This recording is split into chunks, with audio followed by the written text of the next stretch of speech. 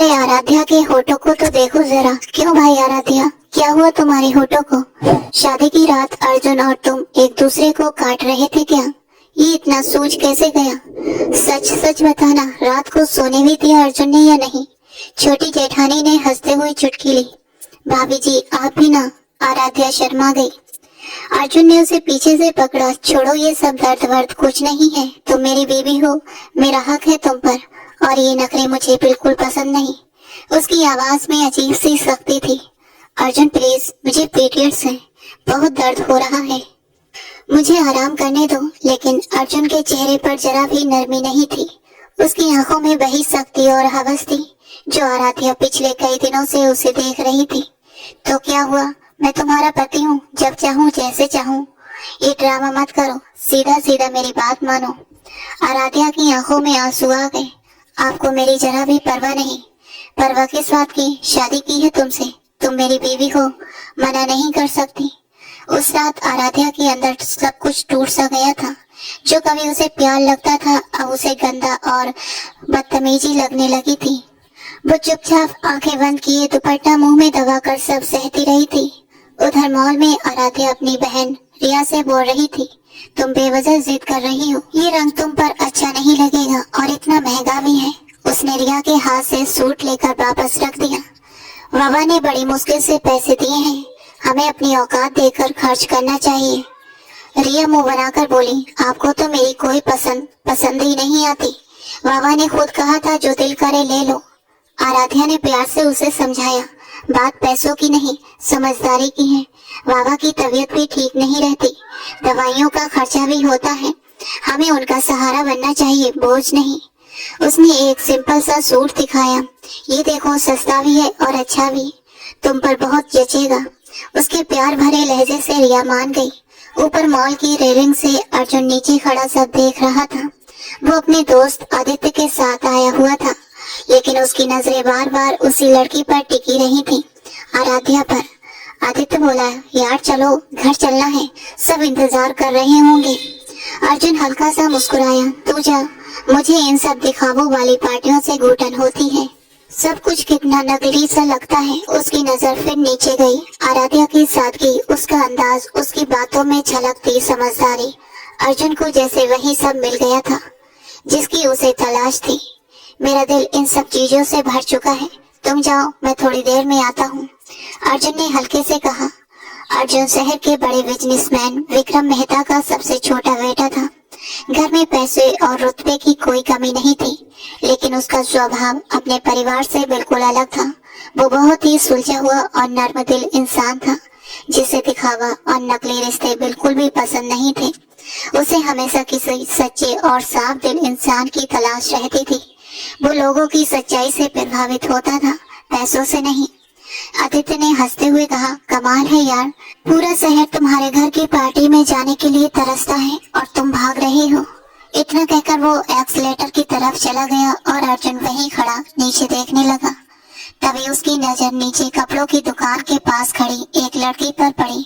वो हल्के गुलाबी सूट को हाथ में लेकर मुस्कुरा रही थी और अपनी बहन को बड़े प्यार से समझा रही थी। उसके चेहरे की सादगी और प्यारी सी मुस्कान ने अर्जुन को वहीं रोक लिया। उसने आज तक ऐसी लड़कियां देखी थी जो सिर्फ ब्रांड और पैसों के पीछे भागती थी, लेकिन ये लड़की दुकानदार से भी बड़े आराम से और प्यार से बात कर रही थी। आराध्या की मीठी आवाज और पैसों को संभाल कर खर्च करने वाली सोच अर्जुन के दिल को छू गई थी। उसे लगा अगर वो यहीं खड़ा रहा तो वो दोनों चली जाएंगी, इसलिए वो जल्दी से नीचे उतर गया। ग्राउंड फ्लोर पर आकर उसने देखा कि आराध्या अपनी बहन रिया के साथ अलग अलग दुकानों में जा रही है। अर्जुन भी उनके पीछे पीछे चलने लगा, लेकिन ऐसे ही उन्हें कि अजीब न लगे। आराध्या जब भी मुस्कुराती अर्जुन का दिल तेजी से धड़कने लगता।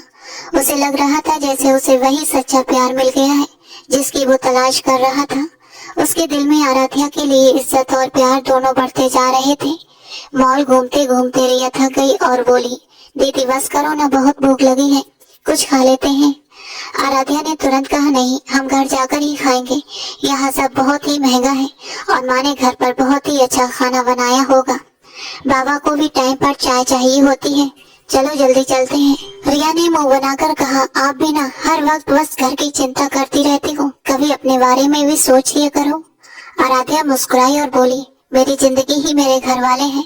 फिर रिया ने प्यार से कहा, मैं बस यही दुआ करती हूँ कि आपकी शादी ऐसे घर में हो जाए जहाँ आपको बहुत ही खुशियाँ मिले।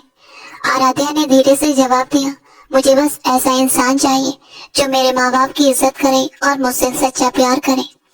बातें करते करते दोनों गाड़ी तक पहुँच गईं। सामान रखा और आराध्या ने गाड़ी स्टार्ट कर दी। उधर अर्जुन थोड़ी दूर पर खड़ा उनकी बातें सुन रहा था। आराध्या की सादगी और सोच ने उसके दिल पर गहरा असर डाल दिया था। उसे यकीन हो गया था कि यही वो लड़की है जिसके साथ वो अपनी पूरी जिंदगी बिताना चाहता है। जैसे ही गाड़ी निकली, अर्जुन ने जल्दी से उसका नंबर नोट कर लिया और मुस्कुराते हुए बोला, तुम जो भी हो, तुमने आज मेरा दिल जीत लिया है। मैं बहुत जल्द तुम्हारे घर आकर तुम्हारा हाथ मांगूंगा और तुम्हें कभी दुख नहीं दूंगा। फिर वो अपनी गाड़ी में बैठा और चलते चलते इंस्पेक्टर राजेश को कॉल किया।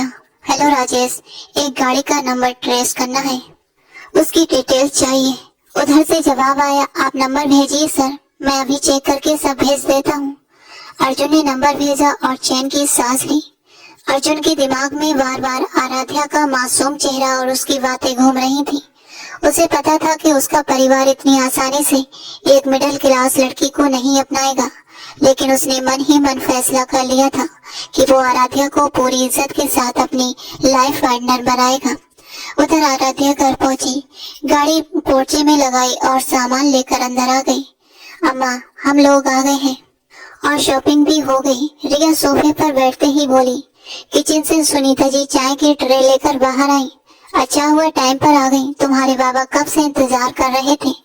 आराध्या ने तुरंत ट्रे उनके हाथों से ले ली। अम्मा आप बैठो, मैं बाबा को चाय दे देती हूँ। महेश वर्मा जी टीवी देख रहे थे। आराध्या ने उनके सामने चाय रखी तो वो मुस्कुरा दिए। क्या बात है, अपनी पसंद का कुछ लिया या फिर हमेशा की तरह बहन की ही शॉपिंग करवाई। आराध्या हंसते हुए बोली, बाबा मेरी पसंद तो सिंपल है, मैंने एक अच्छा सा सस्ता ड्रेस ले लिया है और रिया के भी कपड़े आ गए हैं, आप कोई टेंशन नहीं है। महेश जी ने दुआ दी, भगवान मेरी बेटियों के नसीब अच्छे करे। तुम जैसी समझदार बेटी जिस घर जाएगी वहाँ खुशियाँ ही खुशियाँ होंगी। उधर अर्जुन अपने बड़े से घर में पहुंचा तो लॉन में सविता मेहता और निशा कॉफी पी रही थी। चारों तरफ महंगा फर्नीचर और सजावट थी। सविता जी ने थोड़ा गुस्से में पूछा, अर्जुन तुम पार्टी में क्यों नहीं आए? सब तुम्हें पूछ रहे थे, तुम्हें पता है हमारा स्टेटस क्या है? अर्जुन ने आराम से जवाब दिया, मॉम मुझे इन पार्टियों में कोई इंटरेस्ट नहीं, सब कुछ बहुत ही फेक लगता है। निशा ने तंज कसते हुए कहा, ओह तो अब हमारा सर्कल फेक लगने लगा। पूरी हाई सोसाइटी वहाँ थी। तभी अर्जुन के फोन पर मैसेज आया। उसने देखा तो इंस्पेक्टर राजेश ने सारी डिटेल भेज दी थी। महेश वर्मा रिटायर्ड टीचर और उनका सिंपल सा एड्रेस। अर्जुन के चेहरे पर सच्ची खुशी आ गई। मॉम मुझे आपसे जरूरी बात करनी है। मैंने अपने लिए लड़की पसंद कर ली है और मैं चाहता हूँ कि आप लोग जल्दी उसके घर रिश्ता लेकर जाएं। सविता जी चौंक गई। कौन है वो, किस फैमिली से है? अर्जुन ने शांति से कहा, वो एक सिंपल मिडिल क्लास फैमिली से है, लेकिन उसका स्वभाव और उसका कैरेक्टर बहुत ही अच्छा है। मुझे बस वही चाहिए। निशा हंस पड़ी। सीरियसली, एक मिडिल क्लास लड़की, हमारे घर के नौकर भी उनसे बेहतर लाइफ जीते होंगे और तुम उसे बहू बनाओगे? अर्जुन ने सख्ती से कहा, भाभी प्लीज अपनी लैंग्वेज का ध्यान रखें। इज्जत और कैरेक्टर पैसे से नहीं आते। मैंने फैसला कर लिया है।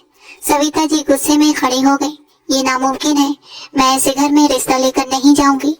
अर्जुन ने शांति लेकिन मजबूत आवाज में कहा, मॉम आपको मानना पड़ेगा, मैंने आज तक कुछ नहीं मांगा, लेकिन आराध्या मेरी जिंदगी की सच्चाई है, मैं उसके बिना नहीं रह सकता। इतना कहकर वो अपने कमरे में चला गया। अगले दिन नाश्ते की टेबल पर सब चुप थे। विक्रम मेहता, रोहित, सविता जी और निशा। अर्जुन आकर बैठा तो विक्रम मेहता ने पूछा, ये क्या जिद लगा रखी है तुमने?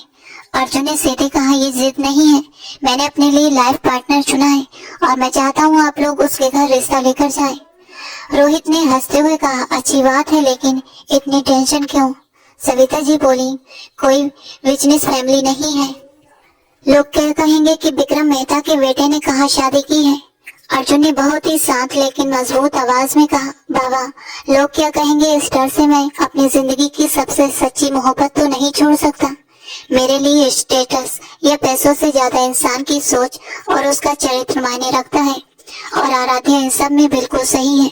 मुझे उसका पैसा नहीं चाहिए, बस वो चाहिए।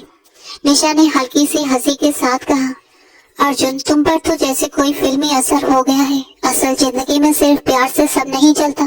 कल वो लड़की इस घर में आएगी तो हमारी लाइफ स्टाइल में कैसे फिट होगी उसे तो फ्रेंड्स तक का पता नहीं होगा। हमारे सर्कल में लोग मजाक उड़ाएंगे।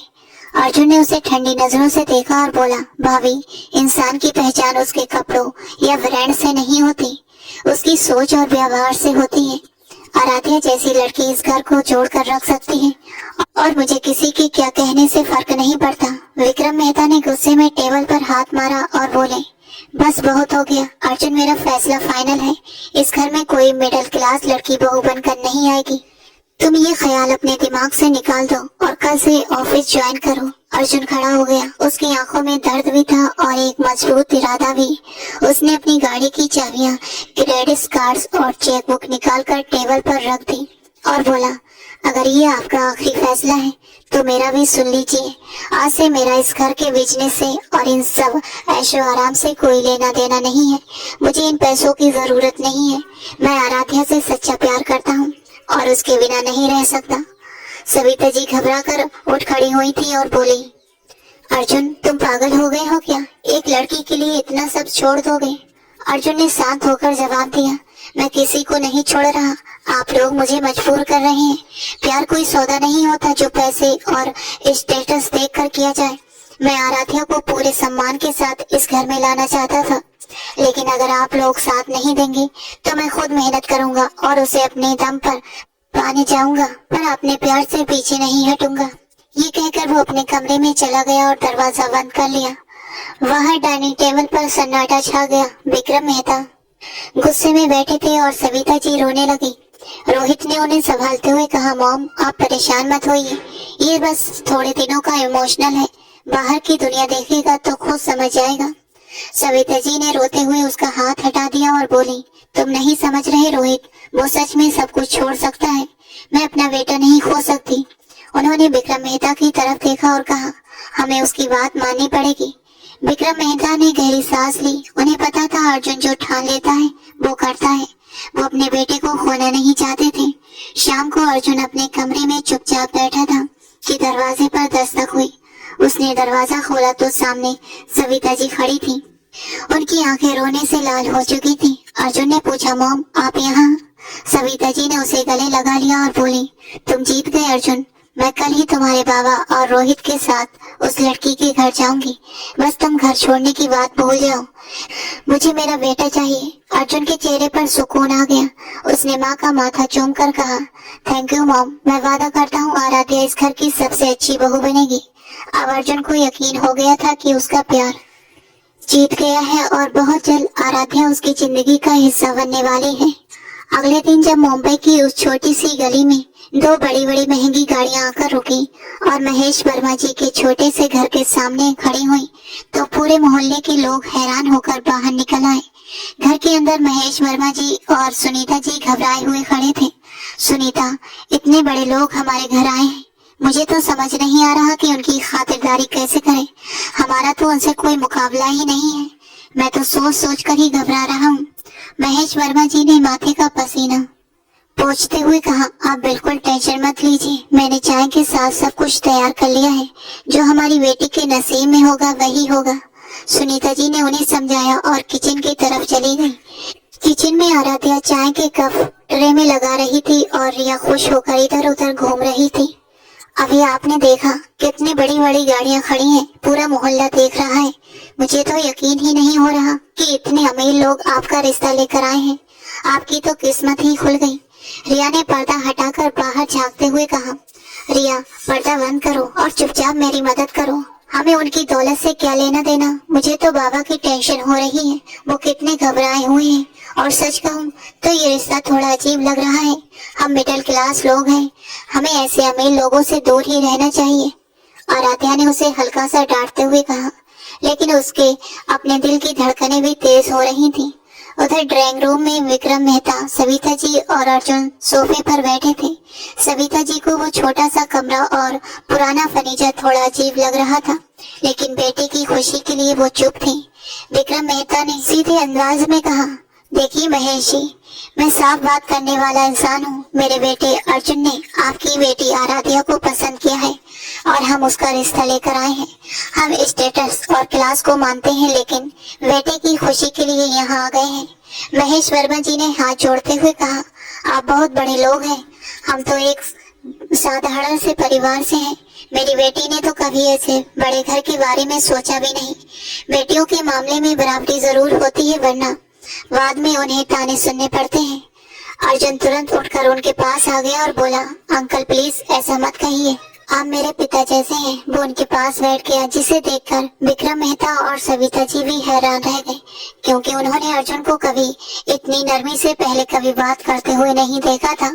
अर्जुन ने बहुत प्यार से कहा, अंकल मैं जानता हूँ हमारा बैकग्राउंड अलग है, लेकिन प्यार और इज्जत का कोई स्टेटस नहीं होता। मैंने आराध्या को मॉल में देखा था, जिस तरह वो आपके पैसों की कद्र कर रही थी और अपनी बहन को प्यार से समझा रही थी, उसी दिन मैं उसकी सादगी और अच्छे संस्कारों का दीवाना हो गया था। मुझे अपने घर के लिए कोई दिखावे वाली लड़की नहीं चाहिए, मुझे बस आराध्या जैसी समझदार और सच्ची जीवन साथी चाहिए, जो रिश्तों की कदर करना जानती हो। उसने बड़े आदर से महेश जी के हाथ थाम लिए थे। महेश जी की आंखों में आंसू आ गए।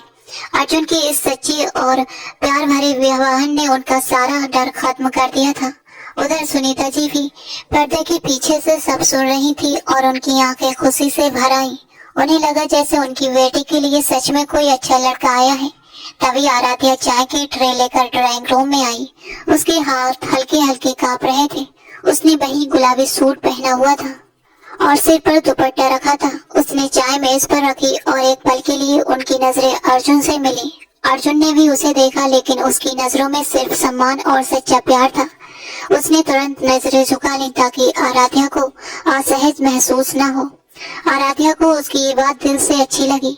उसे लगा जैसे उसकी दुआएं सच में सच हो गई हों और उसे एक समझदार और इज्जत करने वाला जीवन साथी मिल गया है। महेश जी ने भावुक होकर कहा, बेटा तुम सच में बहुत अच्छे इंसान हो। तुम्हारी बातों में जो सच्चाई है उसने मेरा दिल जीत लिया है। अब मुझे यकीन हो गया है कि तुम मेरी बेटी को हमेशा खुश रखोगे और उसे कभी कोई दुख नहीं दोगे। मुझे ये रिश्ता दिल से मंजूर है। महेश जी ने अर्जुन के सिर पर हाथ प्यार से फेरा। अर्जुन के चेहरे पर खुशी साफ दिख रही थी। उसने मुस्कुराकर कहा, थैंक यू अंकल, मैं वादा करता हूँ आराध्या को हमेशा खुश रखूंगा और उसे कभी कोई दुख नहीं होने दूंगा। सविता जी ने भी माहौल को समझते हुए आगे बढ़कर आराध्या के माथे को प्यार से चूम लिया और अपनी उंगली से सोने की खूबसूरत अंगूठी निकालकर आराध्या को पहना दी। उन्होंने कहा, आज ही सगाई कर रहे हैं और शादी भी इसी हफ्ते में करना चाहते हैं। आपको किसी भी खर्च की चिंता करने की जरूरत नहीं है। महेश जी कुछ बोलते उससे पहले ही अर्जुन जल्दी से बोला, अंकल अगर आपने मुझे अपना बेटा माना है तो अब आपको किसी चीज की फिक्र करने की जरूरत नहीं। आपका हर सुख दुख अब मेरा है। अर्जुन की ये बात सुनकर महेश जी का दिल भर आया था और आराध्या भी ये सुनकर शर्माते हुए मुस्कुरा दी। सुनीता जी तुरंत मिठाई लेकर आई और सबका मुंह मीठा करवाया। आराध्या का दिल तेजी से धड़क रहा था। उसे यकीन ही नहीं हो रहा था कि उसकी सादगी किसी को इतना पसंद आ सकती है और उसे अर्जुन जैसा सच्चा और ख्याल रखने वाला इंसान मिल गया है। सगाई के बाद घर का माहौल पूरी तरह बदल गया। हर तरफ शादी की तैयारियां शुरू हो गई और घर में खुशी की रौनक आ गई। अर्जुन की तरफ से रोज आराध्या के लिए बड़े बड़े गिफ्ट आने लगे थे, कभी महंगे सूट तो कभी खूबसूरत जूतों के बॉक्स। घर वाले अर्जुन के इस प्यार और इज्जत देने के अंदाज से बहुत खुश थे। आज मेहंदी का फंक्शन था। सुबह सुबह अर्जुन के ड्राइवर ने 2 बड़े बड़े बॉक्स लाकर आराध्या को दिए थे। रिया बेड पर पड़े शॉपिंग बैग देखकर खुशी से ताली बजाने लगी और बोली, सच में मुझे तो अभी भी ये सब सपने जैसा लग रहा है। अर्जुन जी ने तो कमाल ही कर दिया। मोहल्ले की सारी लड़कियां आपकी किस्मत से जल रही होंगी। आराध्या मुस्कुराई और एक मखमली डिब्बा खोला। उसके अंदर एक बहुत ही खूबसूरत लाल रंग का शादी का जोड़ा था। आराध्या ने प्यार से कहा, रिया मुझे इन महंगे कपड़ों से ज्यादा अर्जुन का प्यार और उसका सम्मान अच्छा लगता है। तुमने देखा ना, वो बाबा से कितनी इज्जत से बात कर रहे थे। रिया ने एक और बैग उठाया और शरारत से बोली, चलो ये भी देखते हैं। इस पर आपका नाम लिखा है और ऊपर लिखा है सिर्फ आराध्या के लिए।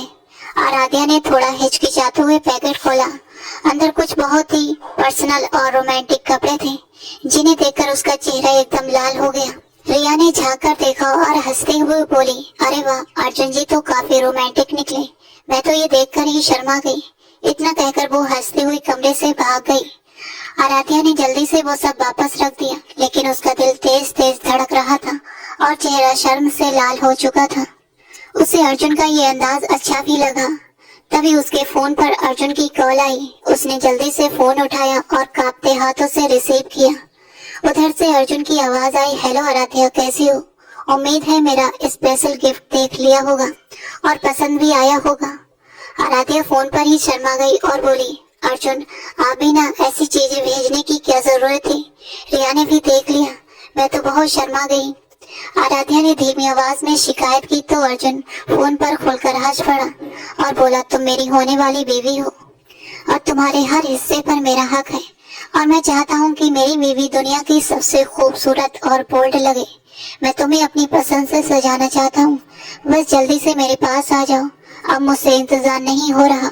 अर्जुन की बातों में इतनी दीवानगी और मिठास थी कि आराध्या खुद को जैसे हवाओं में उड़ता हुआ महसूस करने लगी। उसका दिल तेजी से धड़कने लगा और वो शर्मा कर फोन काट बैठी थी। उसे लग रहा था जैसे वो दुनिया की सबसे खुशकिस्मत लड़की है। तभी सुनीता जी कमरे में आई और उसके पास बैठकर उसके माथे को चूमा।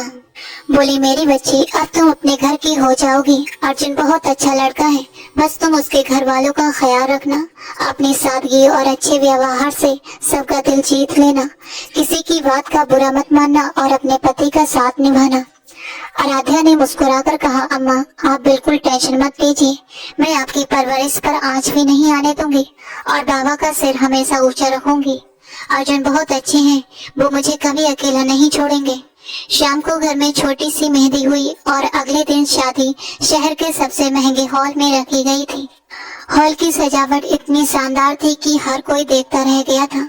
विक्रम मेहता ने अपने बेटे की शादी में दिल खोलकर पैसा खर्च किया था। निशा और सविता जी भी भारी गहनों और महंगे कपड़ों में थी। निशा अंदर ही अंदर चल रही थी लेकिन चुप थी।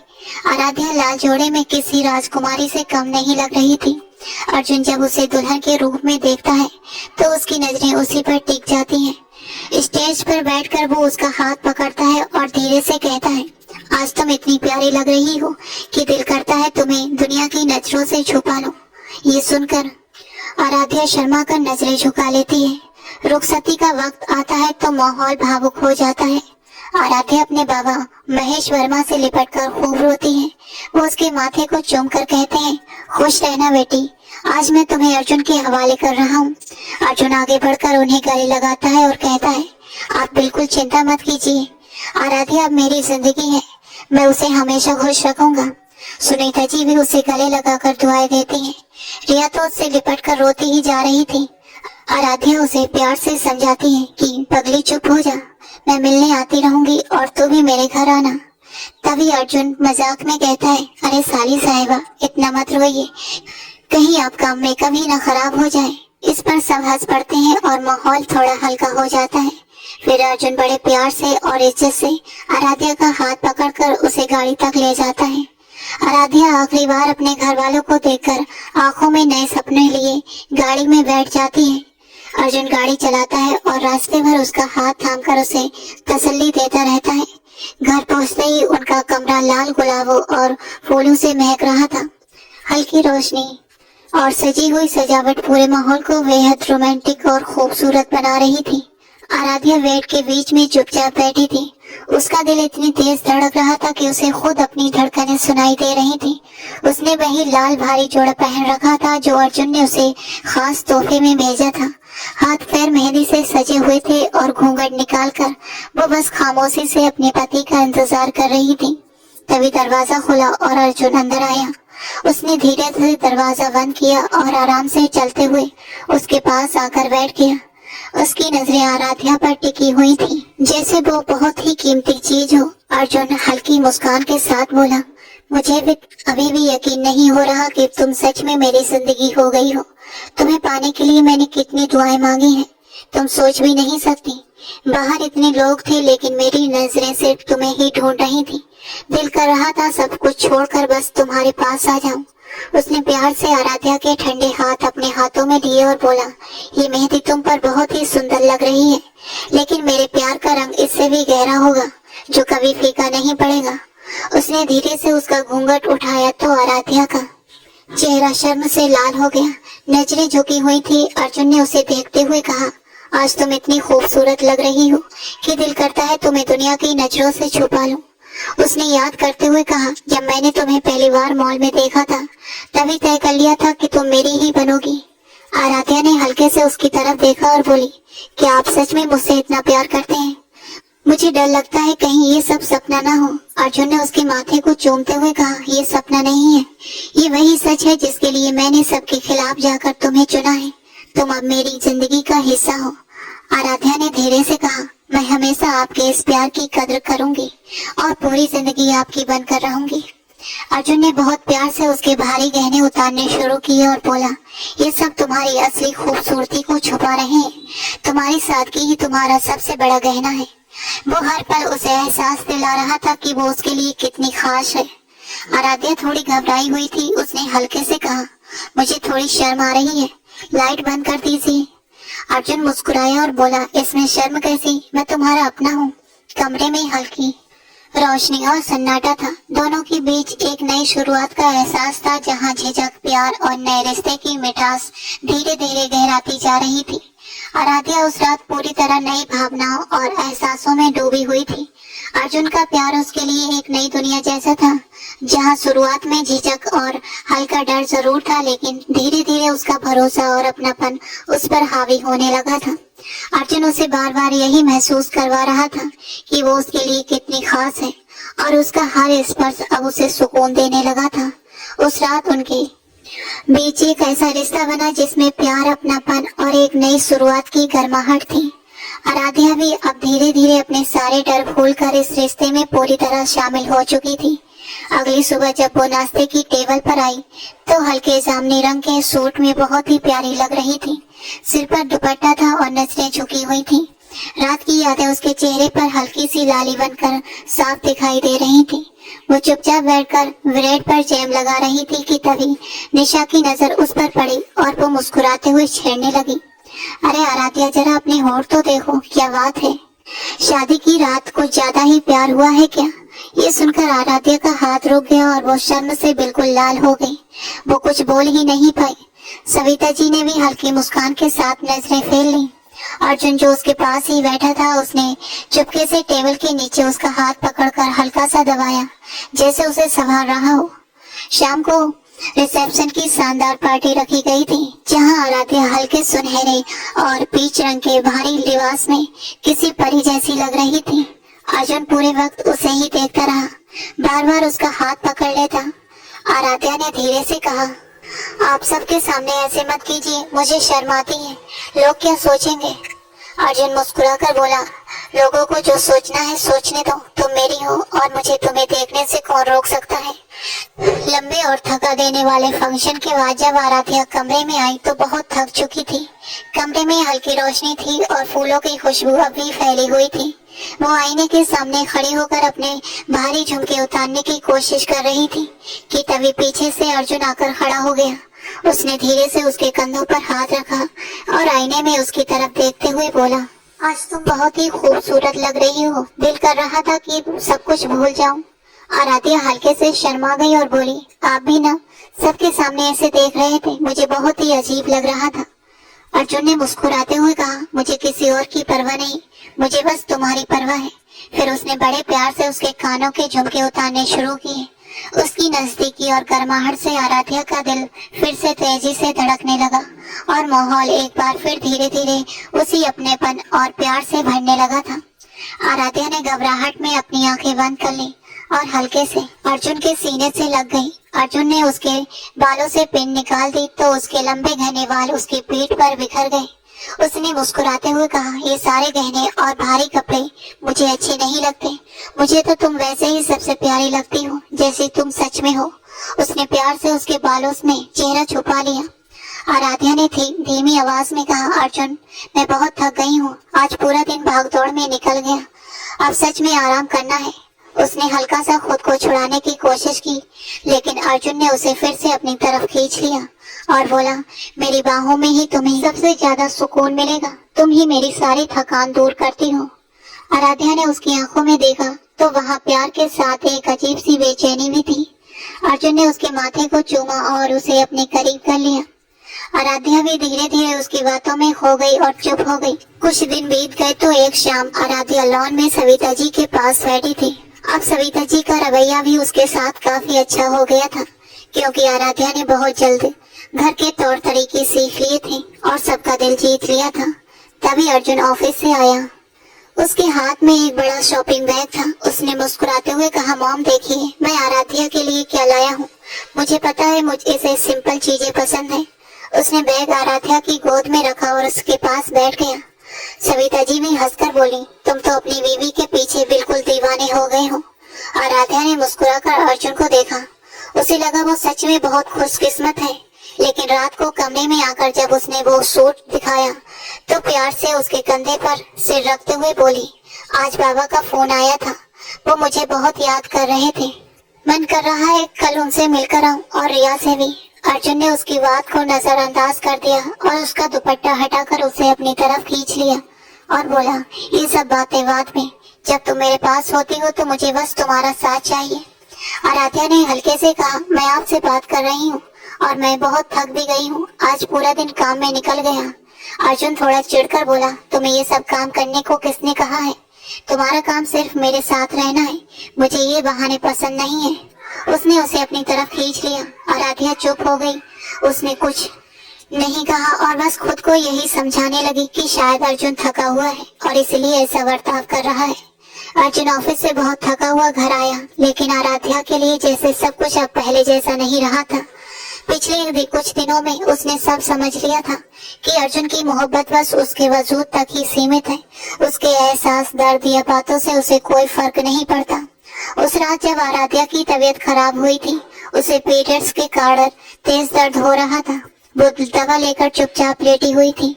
अर्जुन कमरे में आया तो उसे देखकर भी उसके चेहरे पर कोई हमदर्दी नहीं थी। वही जिद और हक जताने वाला रवैया था। आराध्या ने बहुत धीरे से कहा कि आज उसे आराम चाहिए, दर्द बहुत ज्यादा है।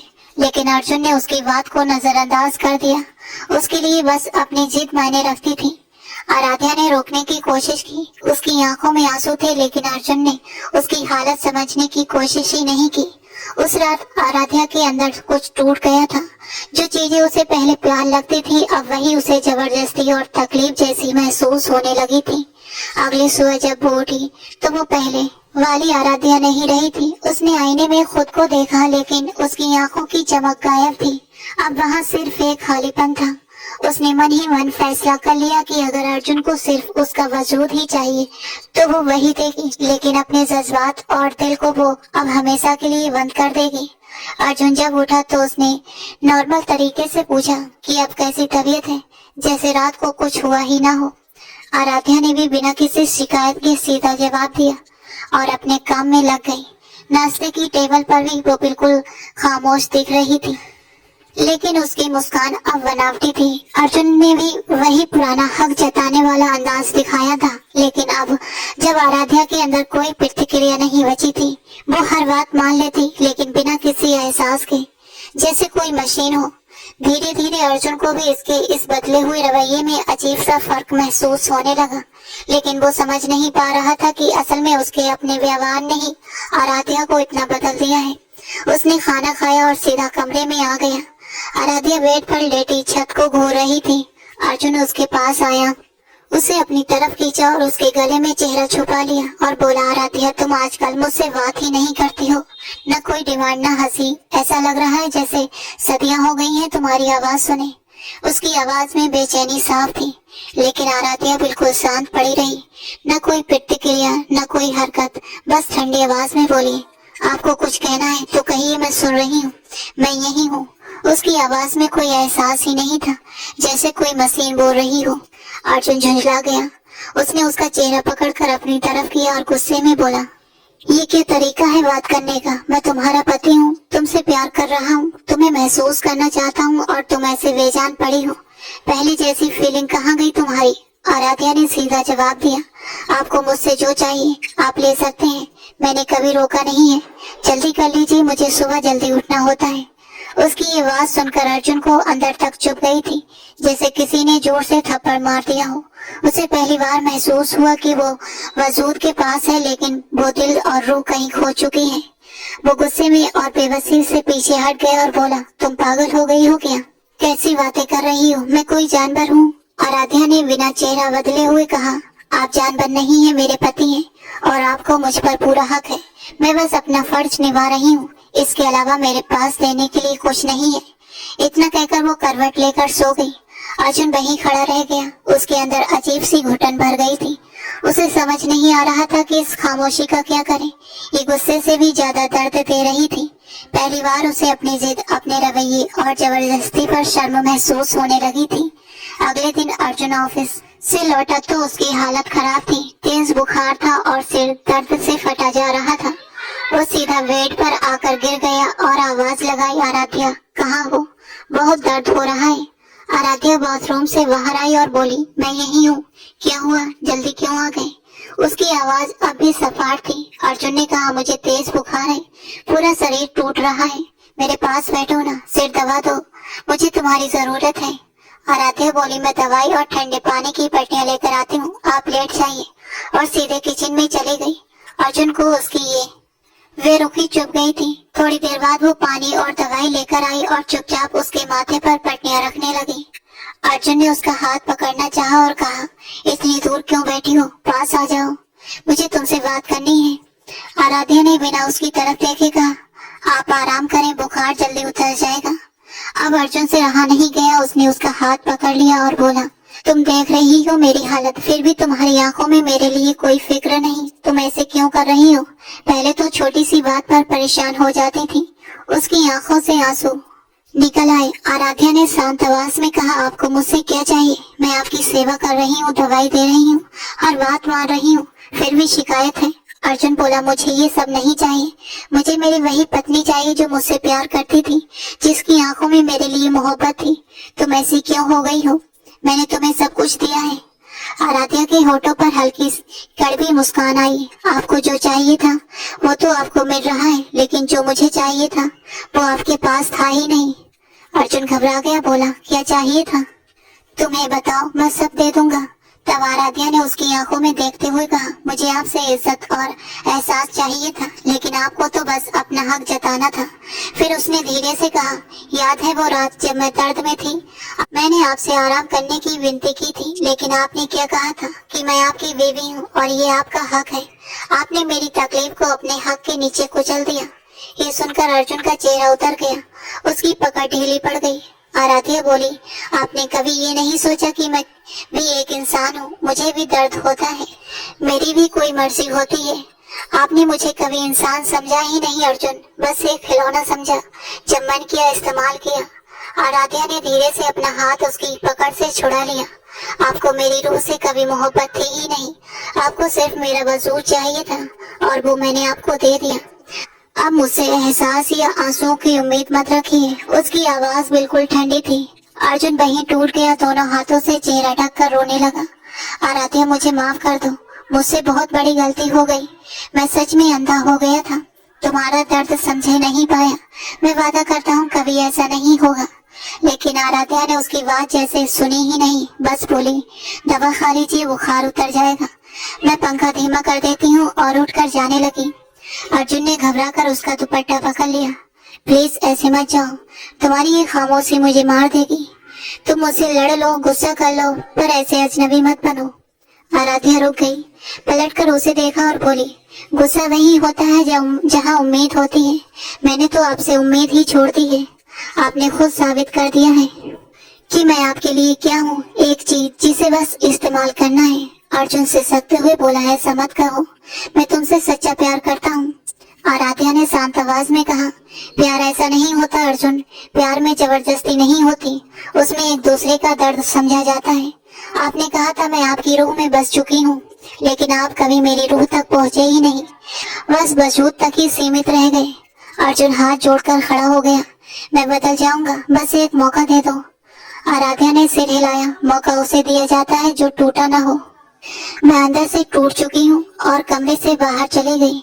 अर्जुन वहीं बैठा रह गया। पहली बार उसे समझ आया कि जबरदस्ती से सिर्फ वजूद मिल सकता है, दिल नहीं। उसके बाद कई दिन अर्जुन ने खुद दूरी बना ली। वो सोफे पर सोने लगा, आराध्या की तरफ देखना तक छोड़ दिया। उसे डर लगने लगा कि कहीं वो और ना दूर हो जाए। एक रात वो धीरे से उठकर बेड के पास आया और फर्श पर बैठ गया। आराध्या, मुझे नींद नहीं आ रही, कई रातों से सोया नहीं हूँ। उसने उसके पैरों के पास सिर रख दिया। आराध्या उठने लगी तो उसने रोक लिया। आज मुझे बोलने दो, मैं अंदर से टूट रहा हूँ, मैं सच में गलत था, मैंने तुम्हें बहुत दर्द दिया। उसकी आवाज कांप रही थी और आंसू आराध्या के पैरों पर गिर रहे थे। आराध्या ने धीमे से कहा, ये बातें अब बेकार हैं, जो टूट जाता है वो शब्दों से नहीं जुड़ता। अर्जुन ने फिर कहा, मुझे एक आखिरी मौका दे दो, मैं अब कभी तुम पर हक नहीं जताऊंगा, बस तुम्हारा ख्याल रखना चाहता हूँ। आराध्या की आंखों में भी आंसू आ गए थे। आपने मुझे उस वक्त तोड़ा जब मुझे आपकी सबसे ज्यादा जरूरत थी, वो पल मैं कभी नहीं भूल सकती। अर्जुन ने हाथ जोड़ दिए, मुझे सजा दे दो, डांट लो, मान लो, पर यूं दूर मत रहो, मैं तुम्हारे बिना नहीं रह सकता। उसकी हालत देखकर आराध्या का दिल भी थोड़ा पिघल गया था। उसने धीरे से कहा, वक्त सबसे बड़ा मरहम है, अगर आप सच में बदल गए हैं तो मुझे थोड़ा वक्त दीजिए, मैं खुद को जबरदस्ती कुछ महसूस नहीं करा सकती। अर्जुन ने तुरंत कहा, मैं पूरी जिंदगी इंतजार करूंगा, कभी मजबूर नहीं करूंगा। उस रात के बाद सच में अर्जुन बदल गया। उसने अपनी जिद छोड़ दी, आराध्या की इज्जत करना शुरू किया। ऑफिस से आकर किचन में मदद करता, उसकी पसंद की चीजें लाता और अगर वो थकी होती तो बस चुपचाप उसका ख्याल रखता। धीरे धीरे आराध्या के दिल की बर्फ पिघलने लगी थी।